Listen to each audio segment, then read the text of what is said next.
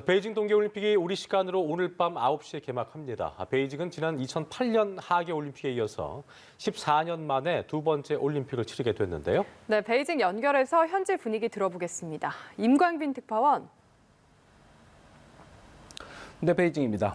네, 개막식까지 이제 4시간도 채 남지 않았는데 오늘 개막식 어떻게 펼쳐질까요? 네, 오늘 개막식은 지난 2008년 하계올림픽 주 경기장으로 사용됐던 중국 국가체육장 냐오차오에서 펼쳐집니다. 냐오차오는 중국어로 새 둥지를 뜻합니다. 당시 개막식을 연출했던 중국 영화계의 거장 장이모 감독이 또 한 번 총감독을 맡았는데요. 이번 동계올림픽 개막식은 3천여 명의 공연자가 출연해 100분 정도 진행될 예정입니다. 식전 행사를 포함해서 약 4시간 넘게 15,000명을 동원하며 압도적 스케일로 주목을 받았던 14년 전과 비교하면 대폭 규모가 줄었습니다.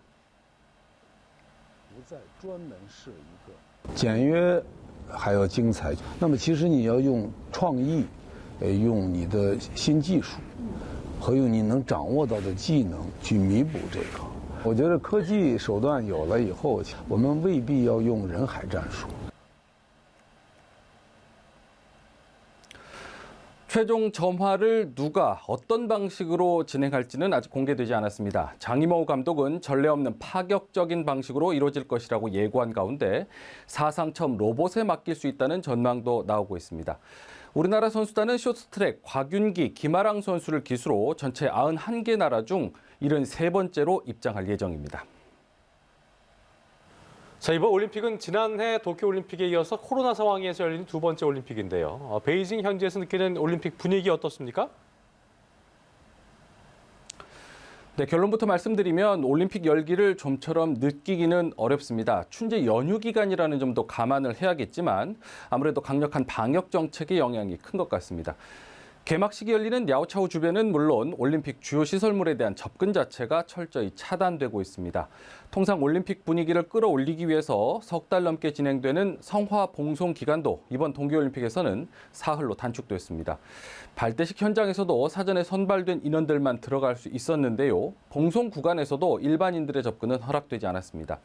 베이징 동계올림픽 조직위원회는 애초 무관중으로 치러진 도쿄올림픽과 달리 이번 올림픽에서는 관중들의 응원 소리를 들을 수 있을 것이라고 장담해 왔는데요. 코로나가 확산하면서 결국 제한된 인원들만 초청을 해서 관중석을 채우게 됐습니다. 개막식 초청장을 받은 인원들에 대해서도 오늘 오전 11시까지 집결지에 모이라고 통보를 했는데요. 무려 9시간 전부터 모여서 까다로운 방역과 검색 절차를 밟고 있습니다. 관영 CCTV를 통해서 올림픽 분위기를 띄우고는 있지만 올림픽 열기를 끌어올리기에는 역부족으로 보입니다. 네, 코로나도 그렇고요. 이번 동계올림픽은 외교적 보이콧 움직임까지 더해져서 국제적으로도 관심이 덜한 게 아닌가 싶은데 개막식에 참석하는 외국 정상들은 얼마나 됩니까?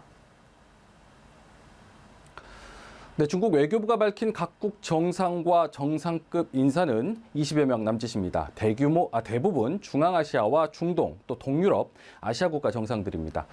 주요 7개국 G7 국가 정상은 아무도 없고요. G20 국가로 확장을 해도 블라디미르 푸틴 대통령과 알베르토 페르난데스 아르헨티나 대통령만 참석을 합니다. 2008년 하계올림픽 당시 부시 미국 대통령 등 약 80여 명의 국가 정상들이 참석했던 것과 비교하면 채 절반도 채우지 못한 상황입니다. 미국과 영국, 캐나다, 호주, 또 뉴질랜드 등이 베이징 동계올림픽에 대한 외교적 보이콧을 선언한 데 따른 것입니다. 우리나라에서는 박병석 국회의장과 황희 문화체육관광부 장관이 개막식에 참석을 하는데요. 중국 측에서는 박 의장을 정상급 참석자로 분류를 했습니다. 한편 김정은 북한 국무위원장은 시진핑 중국 국가주석에게 축전을 보내서 북중 친선 관계를 한껏 부각하기도 했습니다. 자, 이번 동계올림픽 기간 중 폐쇄 루프 안에서 확진자가 많이 확인되고 있다는 것도 걱정인데 확진자는 얼마나 나온 겁니까? 네, 베이징 동계올림픽 조직위원회가 오늘 정오에 발표한 자료에 따르면 어제 하루 해외에서 입국한 선수단과 올림픽 관계자 가운데 21명의 확진자가 추가됐습니다. 이에 따라서 지난달 23일이죠. 집계를 시작한 이후 누적 확진자는 308명으로 늘었습니다. 선수단 가운데 확진자만 111명에 달하고 있습니다.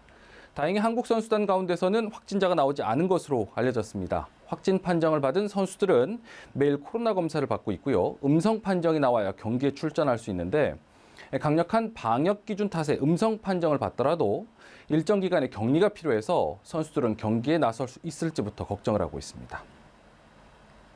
네, 임 기자 이야기한 대로 방역 정책이 워낙 빡빡하다 보니까 선수단이나 관계자들도 답답함을 많이 느낄 것 같습니다. 여기에 대비해서 중국도 다양한 준비를 했다고요. 그렇습니다. 중국은 코로나 상황에서 치러지는 이번 동계올림픽을 간소하고 또 안전하고 흥미진진한 올림픽으로 개최하겠다고 강조를 했습니다. 中国有信心为世界奉献一场简约、安全、精彩的奥运盛会。北京冬奥会、冬残奥会的主题口号是“一起向未来”。 네, 방역을 최우선 기조로 내세우는 동시에 로봇과 인공지능, AI 등을 다방면으로 활용해서 미래지향적인 기술력을 과시하겠다는 방침입니다. 자율주행 로봇 기술을 활용해서 로봇 2대가 수중에서 성화를 봉송하는 장면을 연출했고요.